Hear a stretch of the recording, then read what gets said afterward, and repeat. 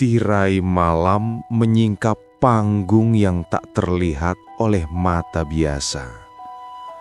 Di balik gemerlap lampu kota, di dalam keriuhan musik, ada persaingan senyap yang brutal. Dunia ini menuntut lebih dari sekadar kecantikan. Ia menuntut pengorbanan. Ini adalah kisah tentang jalan gelap yang ditempuh ketika keputusasaan telah merenggut segalanya. Bagi Teh Tania, hidup adalah beban yang dipikulnya sendirian. Sejak ayahnya tiada, ia menjadi satu-satunya tiang penyangga keluarga. Namun kerja kerasnya sebagai SPG, banting tulang dari pagi hingga pagi, tak pernah cukup. Uang yang ia kirimkan ke kampung halaman selalu disambut dengan makian. "Uang segini mana cukup?" bentak ibunya dari seberang telepon. "Hutang kita puluhan juta, kebutuhan adik-adikmu, kamu di sana enak-enak." Tekanan itu menghancurkannya. Hatinya hampa, tak dihargai. Ia melarikan diri ke Batam, berharap peruntungan baru. Namun cengkeraman utang keluarga semakin erat.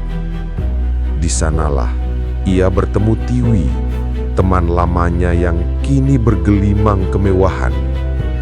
Tiwi, seorang pemandu lagu, menawarkan jalan pintas. Ia menolak. Niatnya bekerja halal. Hingga satu panggilan telepon mematahkannya. Dalam amarah, ibunya berteriak, "Kalau kamu tidak sanggup, lebih baik kamu mati saja."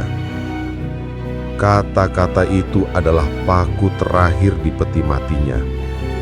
Malam itu juga, dia menyerah. Dia melangkah masuk ke dunia gemerlap karaoke. Namun dunia itu menolaknya.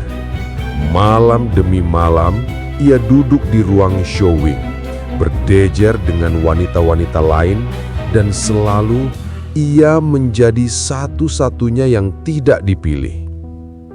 Rekan-rekannya meraup jutaan dalam semalam, sementara ia hanya mendapatkan sisa-sisa. Rasa gagal dan malu kembali membakarnya. Dia tak terlihat. "Kamu mau ikut aku?" bisik Rara, rekan kerjanya yang lain suatu malam. "Ke Jawa Timur, ada cara." Keinginan untuk membuktikan diri menutupi rasa takutnya.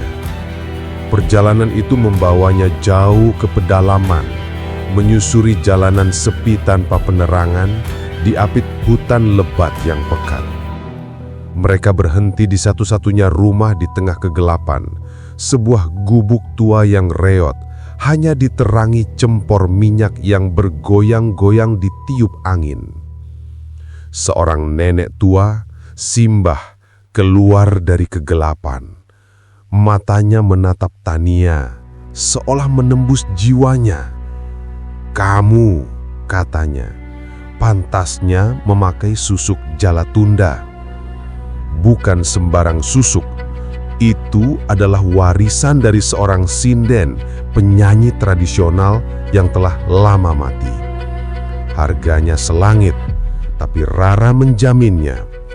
Ritual harus dilakukan malam itu juga, malam Jumat Kliwon." Tania ditelanjangi, dibaringkan di atas balai bambu yang dingin, seperti tempat pemandian jenazah. Air kembang 7 rupa yang disiramkan ke tubuhnya terasa membekukan. Seluruh badannya kesemutan, lumpuh. Ia tak bisa bergerak, tak bisa bersuara. Dan saat itulah, di kegelapan kebun di depannya, dia melihat sosok itu. Seorang wanita cantik dengan pakaian sinden yang anggun. Dia hanya berdiri di sana, di antara pepohonan, menatapnya dengan senyum tipis yang tak terjangkau. Tania dibawa masuk ke kamar Simbah. bau kemenyan dan sesajen menyesakkan dada. Sambil melantunkan tembang-tembang kuno, Simbah kembali memanggil sosok itu. Sang sinden muncul di depannya. Kali ini ia menari, meliuk-liuk, tersenyum langsung ke arah Tania. Simbah mengambil jarum-jarum emas kecil. Satu ditancapkan di keningnya, satu di bibirnya, dan yang terakhir di tempat paling intim di tubuhnya. Saat jarum itu masuk, Tania tersentak dan Simbah membisikkan janjinya di telinganya. Besok kamu kaya raya. Ada pantangan yang tak boleh dilanggar. Dilarang melewati jemuran, dilarang makan durian dan pisang kuning kecil. Dan yang paling fatal, dia tidak boleh terikat dalam hubungan sakral apapun. Tidak boleh menikah. Keajaiban terjadi seketika. Begitu kembali ke Batam, dunia bertekuk lutut di hadapannya. Pria-pria tak bisa mengalihkan pandangan. Klien berebut memintanya tanpa perlu showing. Uang mengalir deras. Seorang tamu bernama Mas Joy tergila-gila padanya. Melunasi semua utang keluarganya, membelikannya apa saja yang ia inginkan. Hidupnya berubah. Namun, dia tidak pernah sendirian. Dia selalu bisa merasakan kehadiran sang sinden di dalam kamar rias, di pantulan cermin, di dalam riuh ruang karaoke. Dia tahu dia dijaga. Namun, di dunia malam, kecantikan dan kesuksesan selalu mengundang iri. Angel, rekan sesama Elsie, menanam racun di benak Mas Joy. Dia pasti pakai sesuatu, bisiknya. Mungkin kamu kena pelet. Mas Joy yang cintanya telah berubah jadi obsesi dan paranoia, mencari cara untuk menyembuhkan dirinya. Suatu siang, dia datang membawakan bolu kesukaan Tania. Tania memakannya dengan lahap, tak sumperka. Malam itu, tubuhnya mulai meriang. Bukan demam biasa. Hari-hari berikutnya, tubuhnya lumpuh. Kaki dan tangannya tak bisa digerakkan. Wajahnya yang cantik berubah kusam, menua, keriput seperti nenek-nenek.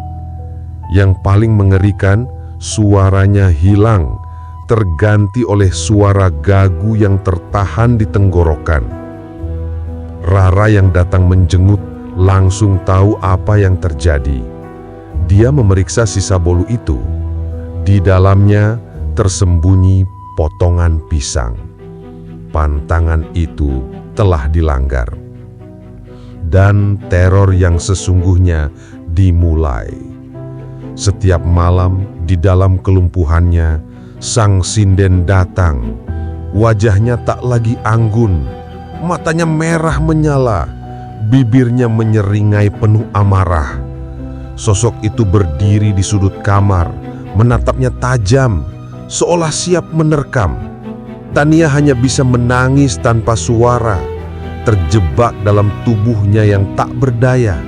Sementara makhluk itu mengawasinya malam demi malam. Rara membawanya kembali ke Jawa Timur, tapi Simbah telah meninggal. Asistennya yang melakukan ritual pelepasan. Menggunakan sabut kelapa yang dibacakan mantra, dia mencabut jarum-jarum goib itu dari tubuh Tania. Setiap tarikan terasa sakit, dan setiap tarikan Tania mencium aroma wangi yang sama seperti saat pemasangan. Susuk itu telah keluar. Penyakitnya perlahan pulih. Namun begitu pula dengan pesonanya. Uang berhenti mengalir. Para pria tak lagi memandangnya. Dia kembali menjadi Tania yang dulu, tak terlihat. Dia mencoba hidup normal, mencari pekerjaan kantoran. Tapi Tapi bayang-bayang itu tak pernah benar-benar pergi. Dia masih sering mendengar suara-suara di kamar kosda di tengah malam. Suara langkah dan kadang-kadang alunan tembang pelan yang membuatnya merinding. Dia telah bebas dari susuk, tapi dia tahu jiwanya tidak pernah lagi utuh. Dia telah mengundang sesuatu dari kegelapan untuk masuk, dan di dunia yang tak terlihat, tamu seperti itu tidak pernah benar-benar pamit.